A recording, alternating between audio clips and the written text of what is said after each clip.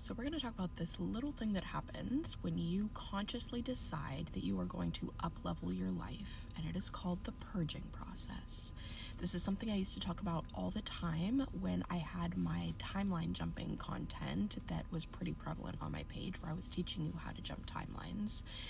Basically, what happens is when you decide that you want to activate a new timeline, meaning you decide that you're sick and tired of the way that your life has been going and you actively want to go in and activate a new life, a new timeline, a new reality for yourself where you're attracting new experiences, new people, new income levels.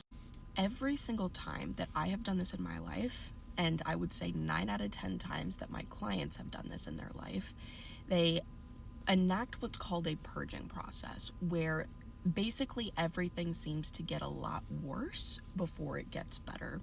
Everything starts to fall apart. Sometimes relationships fall apart. Sometimes you lose a job. Sometimes you get pushed to move into a new place. But the thing that's important to notice here is that it happened after you made an intentional choice to up-level your life. It doesn't mean that the universe is punishing you. It doesn't mean that you made the wrong choice. What it's really reflecting to you is that you've signaled to the universe that you would like a do-over. You would like a fresh start. You would like the slate wiped. Because everything is energy, and because up until that point in your life, you had been operating on a certain set of beliefs, a certain mindset, certain actions, aka you had built your life brick by brick with these different energetic blocks. And then when you signal to the universe, actually, I want to try something different, they basically have to knock the tower down, right? This is what we call a tower moment. It's literally like a toddler coming over and just knocking over all the blocks that you just built. Except for these are energetic blocks, which means that each piece of your life that you built that was not in alignment, this is the key, that was not in alignment, has to go. It has to fall away for something more beautiful to fall into place.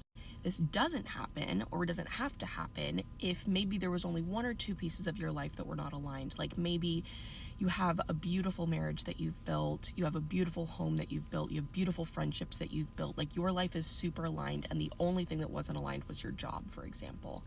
Usually everything else is left untouched because it's in alignment, and then the one thing that is kind of creating the issue energetically that is holding you back from your next timeline is either removed or shifted or changed. Sometimes it's not losing your entire job, maybe it's you losing that current position. Maybe it comes in the form of a promotion because you've put so much good and intentional energy into that workplace.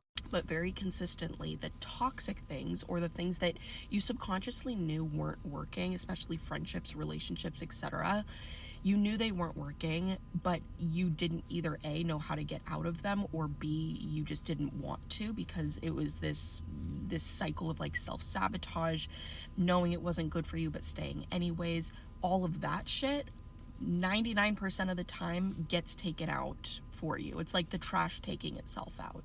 Now, does that mean that this is a comfortable process? No. Very consistently, like even today, I had a client that popped into the community of Reiki for Riches, and she's like, holy shit, my entire life just imploded. And she's, listing off all the different ways that things have gone wrong. My invitation to her in that moment was, even in the purging process, even when things feel like they're falling apart, there's gifts for you in that as well. There's lessons, there's points of reflection.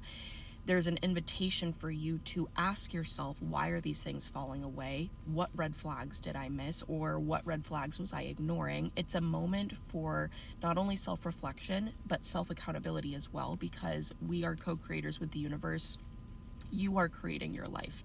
You're creating your experience, especially when you're an adult. Maybe not necessarily when you're a kid and you're just kind of born into shit, but when you're an adult and you can make conscious decisions, you're building your life. You are 100% in charge of what happens in your life, what you accept, what goes, what doesn't go, etc. So what I had this client do was get out of a victim mentality. Instead of why is all of this stuff happening to me, really shift that into how is this happening for me and what did this teach me?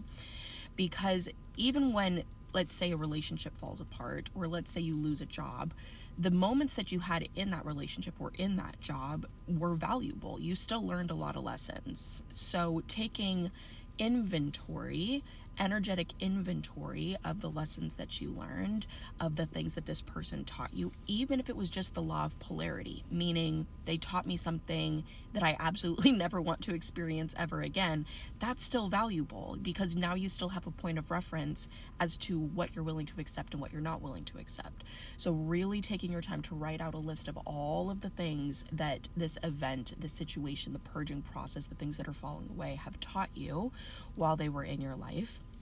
The second thing I told her to do was to find a list of 5 things, create a list of 5 things that she was going to do to be taking care of herself. So self-care, self-love, whether this is watching energy healing sessions from me or doing some journaling, taking yourself on a walk, committing to nightly baths, changing your diet a little bit to incorporate some more whole foods, cutting back on alcohol, whatever this looks like for you to nurture yourself and mother yourself through this process. I told her to commit to 5 things that she can rotate through, so that even if these things aren't happening every single day, she has a list of things that she's committed to for herself or defined for herself that she can show up with.